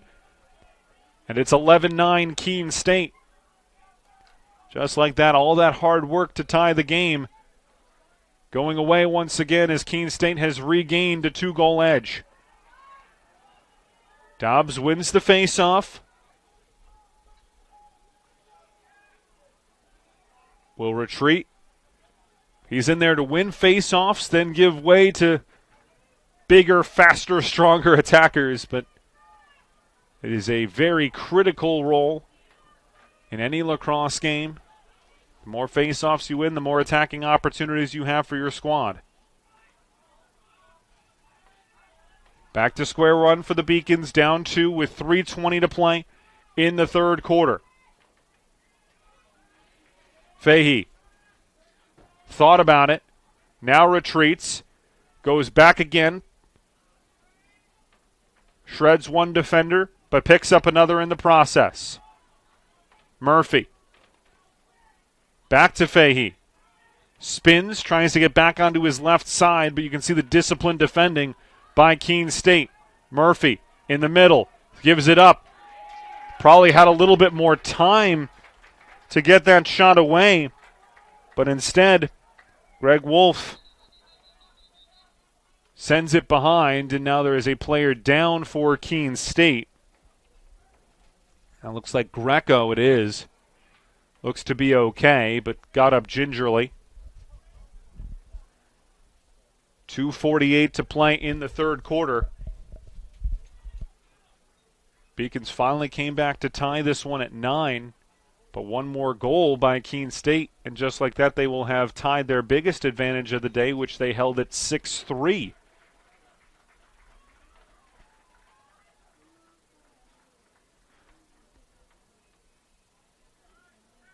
So Greco will come off. Chamberlain was the closest to that play that got sent behind on the almost golf shot attempt by Greg Wolf. And so it will be Keene State ball as we get toward the closing stages of quarter number 3. Beacons have been in this one the whole time but have never led against Keene State. Till last year, Keene State's last conference loss had been back in 2012. Shows you how long they have dominated this conference, but ran into the buzzsaw that is COVID-19. Lost their 2020 season, as did everybody, and much of their 2021 season as well. Were able to come back for the semifinals, but fell in a heartbreaker 11-10 to Western Connecticut after being down 8-2 in that one. Trying to get back to where they expect to be every single year, which is certainly a tall task, but one that these players embrace. You come to Keene State to play lacrosse, you expect to win championships every year. Cross shot! Oh, it went in! I don't know how it got through, but it's a goal for Charlie Chapman. Sidearms it from the point. Gets his 14th of the season, does Charlie. Exactly 2 minutes to play in the third. 1-goal game again. This is exactly what you want to see from a men's lacrosse game. Much of this season, there has been pretty significant score lines for both these teams. UMass Boston's been involved in 2 1-goal games, but both of them were road games. At Nichols in the season opener, back on February the 23rd, as this one is picked up on the ground ball. UMass Boston will regain possession, trying to tie it once again. The other 1-goal game was down in Texas at Southwestern, a 16-15 scoreline. Every other game has been fairly substantial. Next closest would have been the 4-goal game against Roger Williams on the road, second game of the year.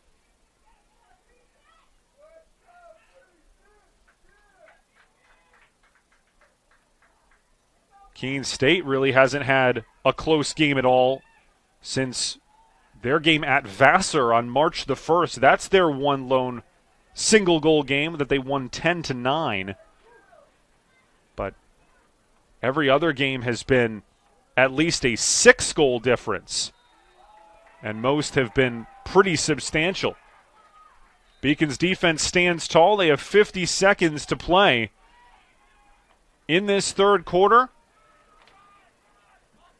They were within 1 at the end of the first, within 1 at the end of the second. They would love to be 1 better after 3 It's been tight throughout. Both these teams know they can't remain undefeated. Someone's got to lose one. Or at least tie one, I guess. But I would not expect that to happen here. These teams, not traditional rivals. Keene State doesn't necessarily have a traditional rival the way they've dominated the conference, but with UMass Boston winning the title last year is a beautiful save by Copy out front on the stick. That will bring an end to the third quarter, but a great way to finish it as Copy makes the stop. Actually, that's Christian Meinhold, Copy getting lifted for Meinhold in this third quarter. Something you will see teams do quite often, not necessarily something unexpected to see players getting some time as relief goalies. That's how Copy is the primary starter, but Meinhold typically will get in there for at least a quarter of the game.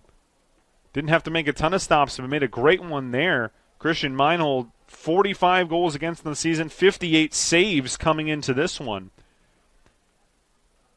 And for the third straight quarter, it is a one-goal Keene State lead at the conclusion.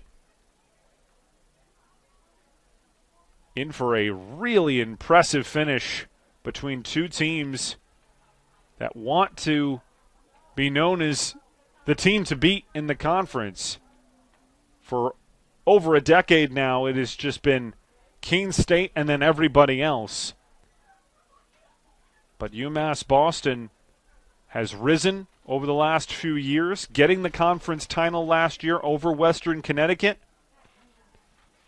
and now trying to beat Keene State for the first time since 2001. It was an 18-1 drubbing by UMass Boston. That was at the very beginning. I believe it was year one of the Mike Theriot era at Keene State. What he has done with these Owls over the years is nothing short of incredible. But the Beacons trying to be the first team to beat Keene State in regular season conference play for a decade.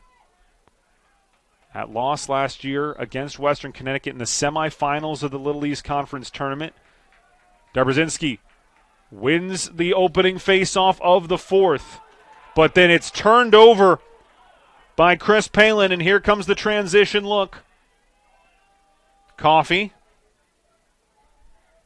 being watched like a hawk by Patrick Carey.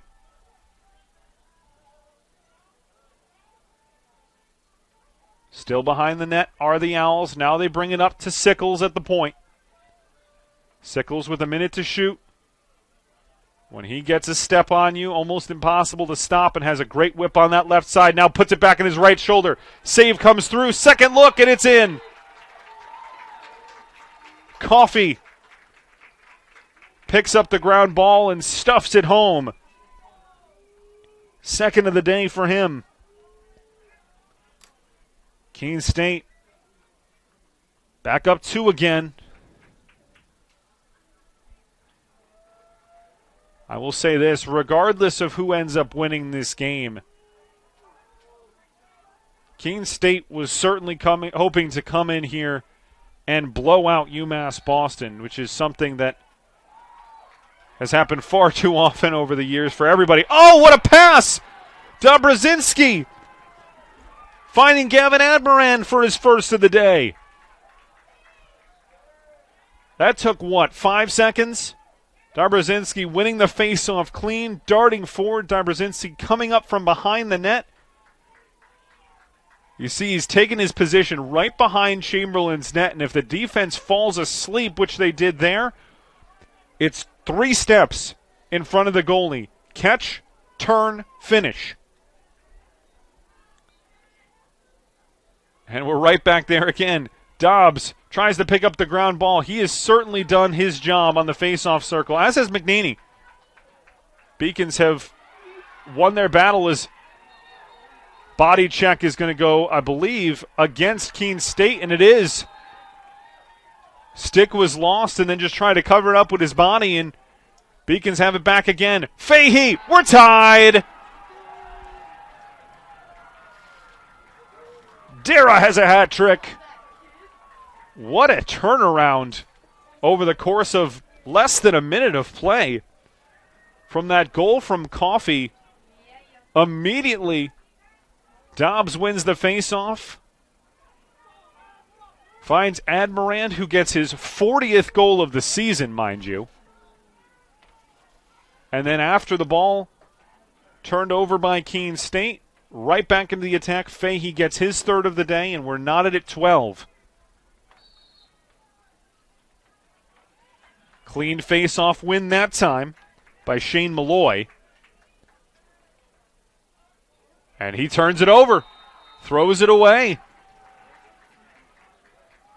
Malloy was trying to throw it to Rex Macarini, who has not scored today. Macarini with 22 on the season, but he's been quiet. But the Beacons have certainly fought in this game, and this has been by far the closest we've ever seen, and now they lead it! Prosinski scores his third. Owls fans are stunned. 3 straight for the Beaks. They lead it 13-12.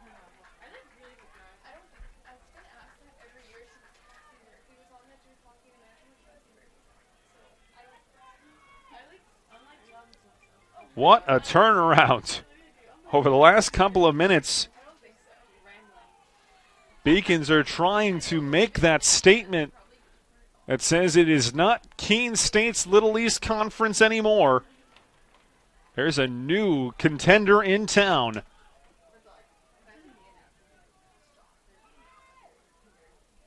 But there is still a lot of lacrosse to play, still 13 minutes. We're only 2 minutes into the fourth quarter. That's just how much has happened in this quarter as it's nearly turned over. Who can pick it up? It is the Beacons. Heavy body check on Elijah Beasley.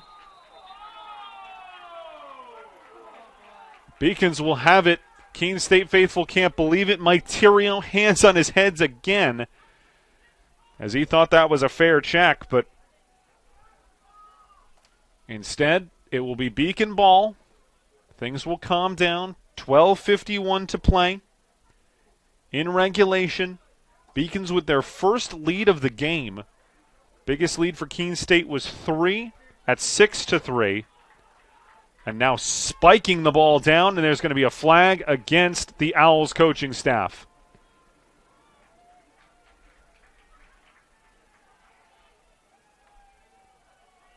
Unsportsmanlike conduct penalty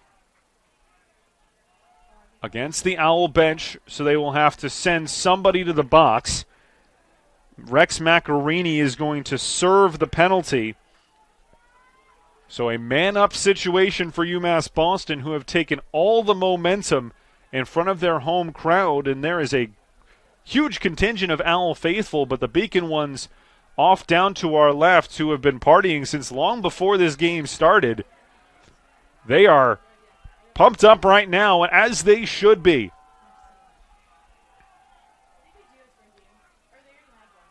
Beacons playing 6-on-5. Prosinski playing it on the wheel. Shot comes in. Chamberlain, not sure if he got a stop to it or if it just went wide. Either way, there's 61 seconds on the shot clock, so that wouldn't have mattered. Sent in behind. Keene State trying to cover their gaps. This one pings off of a helmet. Trying to track it down and picking up that ground ball is Claflin. Hasn't scored in the second half. Chamberlain makes the credible stop. Outstanding play by Chamberlain.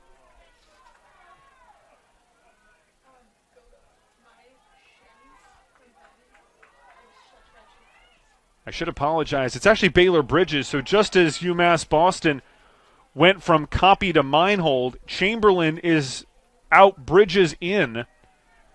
Baylor Bridges, number 50 in red. The junior from Stamford, Connecticut, down by the New York border, southwestern corner that little inlet of Connecticut where Stamford is located out by the Greenwich. Keene State down for the first time, trying to tie things up at 13. Man-up situation avoided for the Owls.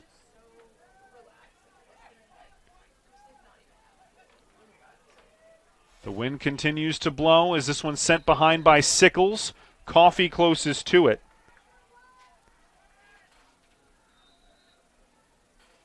In 2019, this game was 19-5. 2018, 20-10.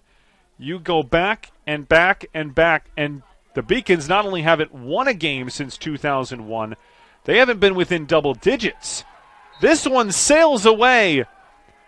Turnover by Keene State. Beacons have it back. Depending on how long this possession lasts, we may be under 10 minutes to go with the Beacons leading the Keene State Owls. They have done everything that they needed to.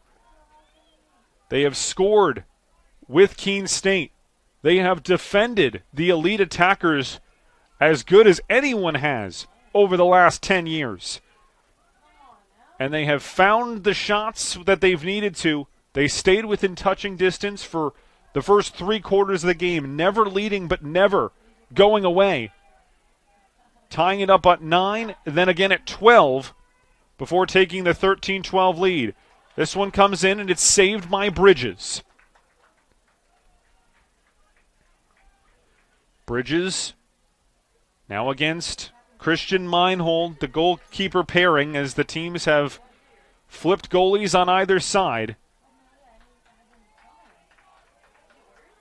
And now here comes Malloy. He has been electrifying when he's gotten in transition, but decides to go back, and that is going to be a turnover offside. Too many players in the attacking zone for Keene State. And the Beacons have it back. You don't see that often. Now they have to be careful. Oh, strong back check coming out of the bench and just getting ready to hit somebody was Max Thurston. Did it fairly, but have to be careful. We've seen the Beacons force a turnover that way as well, but they avoid it that time. Thurston delivers the hit, but can't dislodge the lacrosse ball from the stick. Chaplin gives it up on the left side. This is Joe Myers, number 10. There is a flag on the ground. UMass Boston, the advantage situation.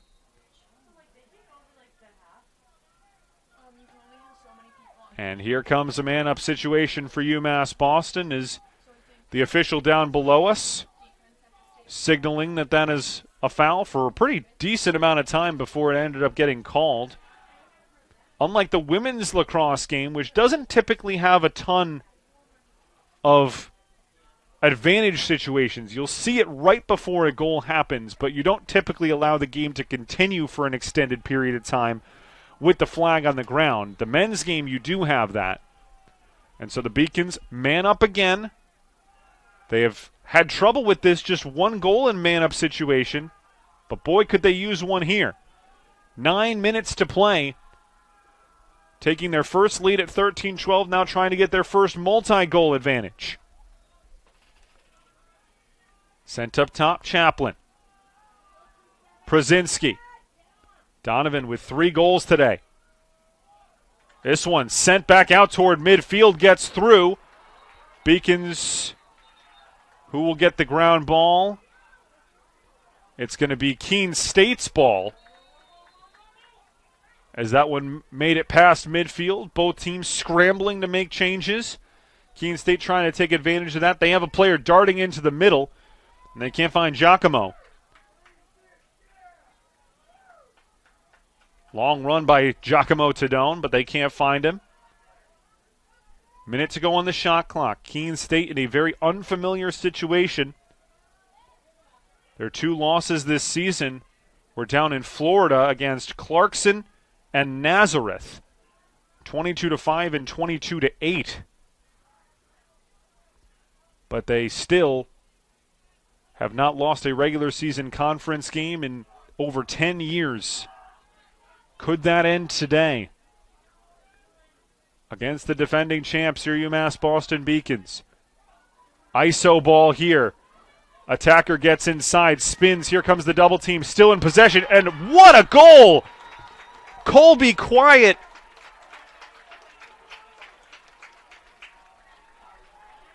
held on to that ball for 15 to 20 seconds. Finally got inside and found the slightest bit of space between the goalie Meinhold and the left post. Fits it in there and ties things at 13. What an outstanding game of Little East Conference lacrosse. As the gloominess begins to set in and the sun sets, the sun will set on somebody's perfect start to the conference season. But it is anyone's guess on who it will be.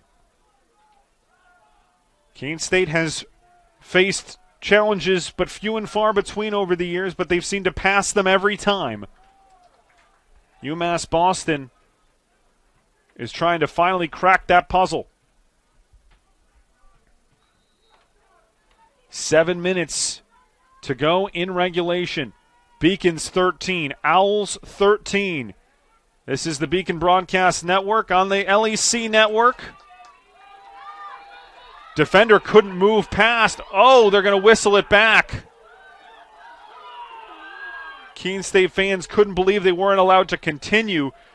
Those three defenders for UMass Boston cannot cross midfield. You're only allowed to have the 6 midfielders and attackers in the attacking zone. So that's why you saw everyone basically treating that white line like this game was a floor is lava. Had to sit there and just try and poke it in the zone, but not able to cross it. Keene State has the ball, but they had the transition look before it was blown dead by the officiating crew. Sickles calls out a play.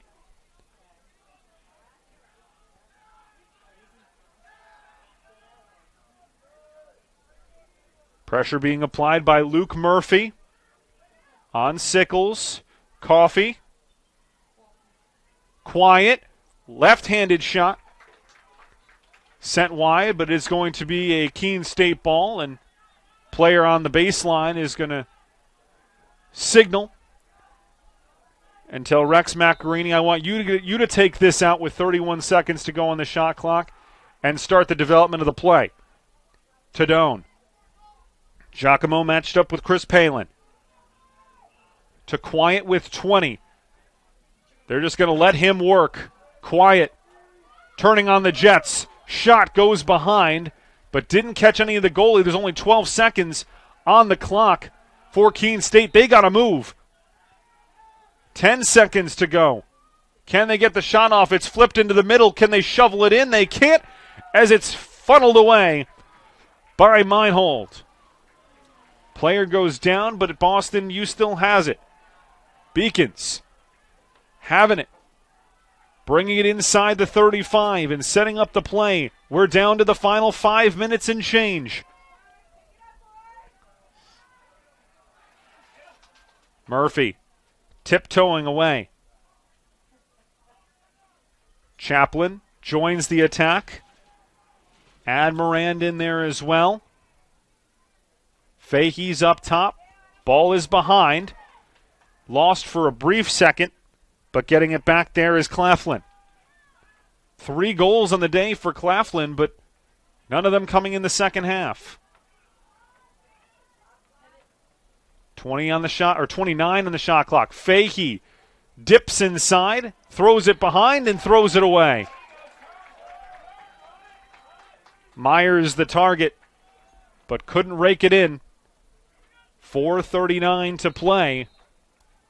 Still enough time for a couple of goals, but which team will break the deadlock?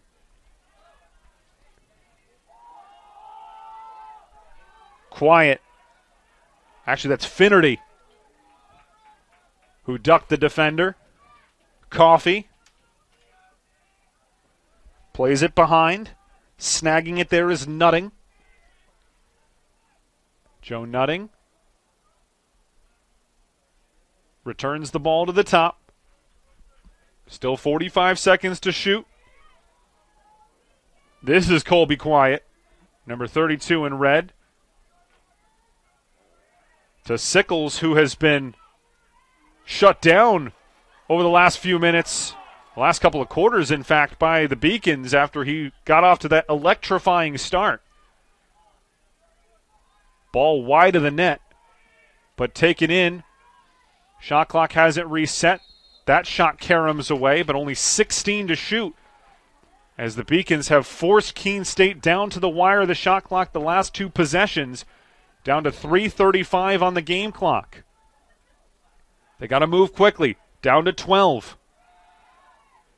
Ball is still behind the net with 7. 5 now. They got to send something to the middle. Flipped in there. Is there a shot attempt? There is, but it's going to be taken by the goalie anyway. Two outstanding defensive possessions, milking the entire 80-second shot clock and forcing a turnover in possession. Beacons trying to get through the midfield.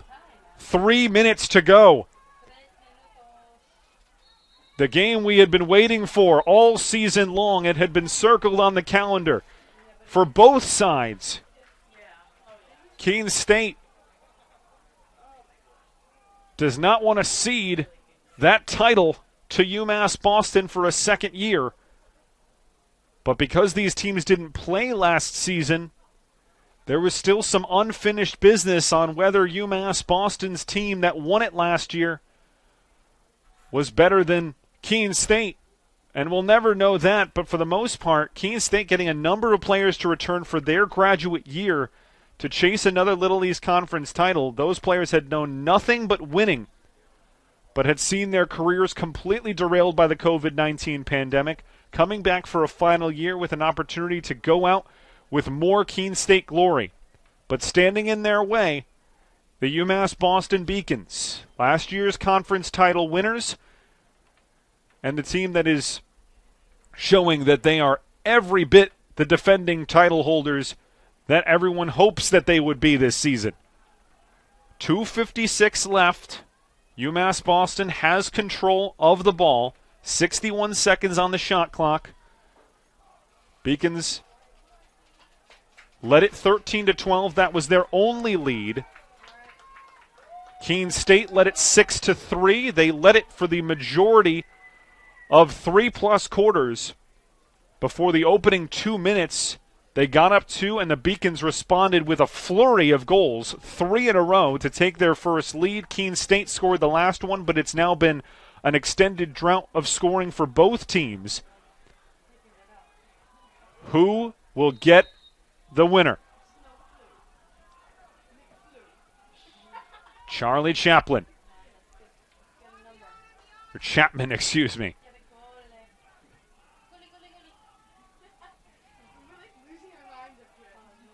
Fahey spins behind, got the defender moving, skips it in and scores! Dara Fahey with a beautiful spin move.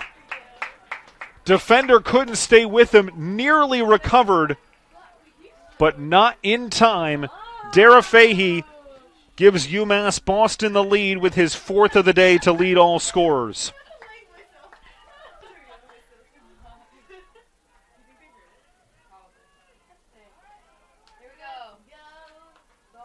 And now, after getting beat on the play, Shane Malloy has to go and win this faceoff for Keene State, and he does. Big play for Malloy. Tried to move it quickly. It goes off of Coffey. It's going to be Beacon ball. Malloy tried to feed Coffey, and it skipped by him out of bounds. The huge Beacon crowd down to our left shaking the bleachers. But it's turned over. And with 2 minutes and 10 seconds, Keene State has the ball back down 1. Beacon sending a player in, trying to apply the body check, but escaping it and running away is Quiet. He has been anything but in this game. Matched up against Charlie Chapman. Chapman has a goal, but any stop on Quiet would be his biggest play of the day. Quiet sends it behind. Coffee waits in the middle. Sickles is there as well. It comes back up top. Sickles trying to run at the defender. 35 seconds on the shot clock. Inside 90 seconds on the game clock. This one pings up in the air. Coffee grabs it out of the air. Sends it in there. Shot is saved by Christian Meinhold. The shot clock is 1 second beyond the game clock. So if the Beacons could somehow maintain possession, this one could end. Keene State has to apply pressure. They need to force a turnover, and it's a timeout called by Tyler Lowe to set things up here. 59.8 on the clock, 60 on the shot clock.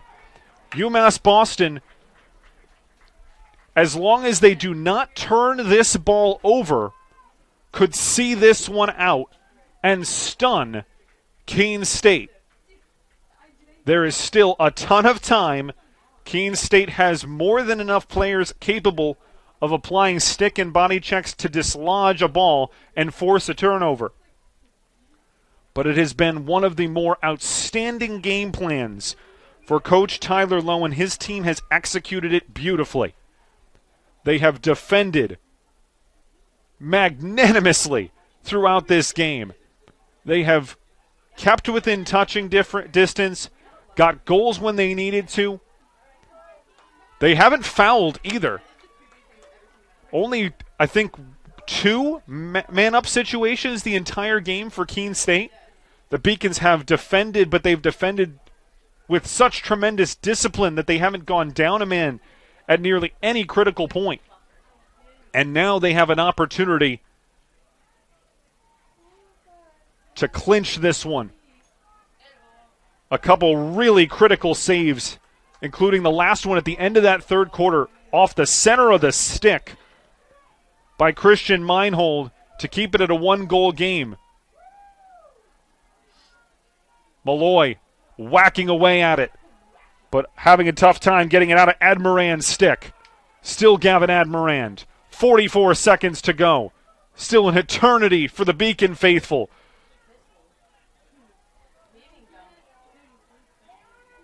Admirand went close to the net.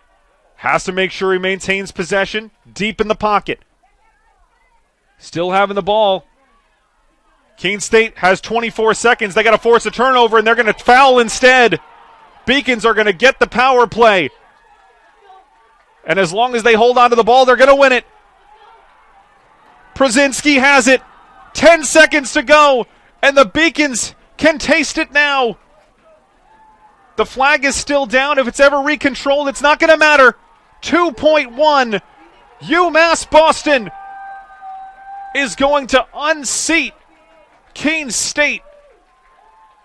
The defending champs defend their home turf, and they are going to win it by a score of 14-13.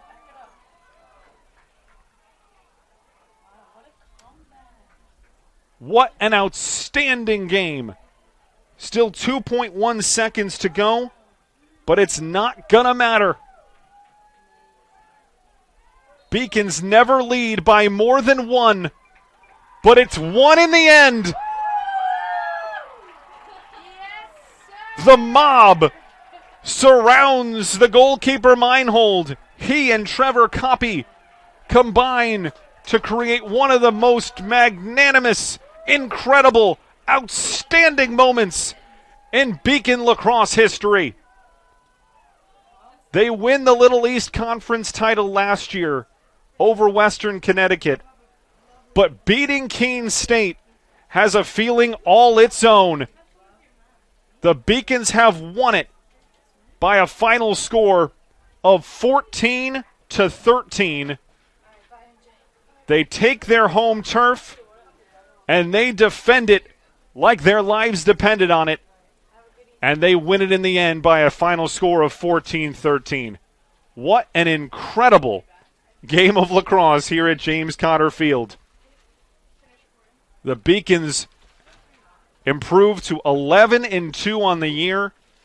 They are now 5-0 in conference play. Keene State falling for the first time in a regular season LEC game in over 10 years. They dropped to 8-4 on the season, but a big 4-1 in conference play. The teams will meet at midfield and shake hands, as they should. There is a huge rivalry that's developing between these two squads, and it's only going to get more fiery after this one, but at the end of the day, you can only tip your hat, or tip your helmets, I guess, to these two outstanding programs. They are leading the LEC into new territory, and it is going to be outstanding to see who, at the end, comes out on top. Beacons would it in the regular season, but you can be darn sure that Keene State will be right there waiting in the conference tournament in just under a month. We could go on for this one for ages, and boy, will we. But for now, we do say so long. Beacons will be back home in just a couple of days. They take on the defending finalists from last year, Western Connecticut, this coming midweek, 7 o'clock p.m. on, I believe that's Wednesday, the 20th. Trying to get the dates right in my head. But they will be coming off of one of the more outstanding victories in their program's history. First win over Keene State since 2001, and what a way to get it, 14-13 here at home. We will be back for that WestCon game. For now, we wish everybody a wonderful rest of your Saturday evening. We wish everyone a happy Easter, and we'll be back in a couple of days. But we will not be done digesting this one for a very, very long time. We want to thank our outstanding crew here at UMass Boston, including our director, producer, and doing just about everything off to my right, Mary Jo Murphy, and our outstanding camera crew as well. My name is Mason Stauf, saying so long on this Saturday night. The Beacons upset Keene State, and they win it by a final score of 14-13. Have a great night, everybody.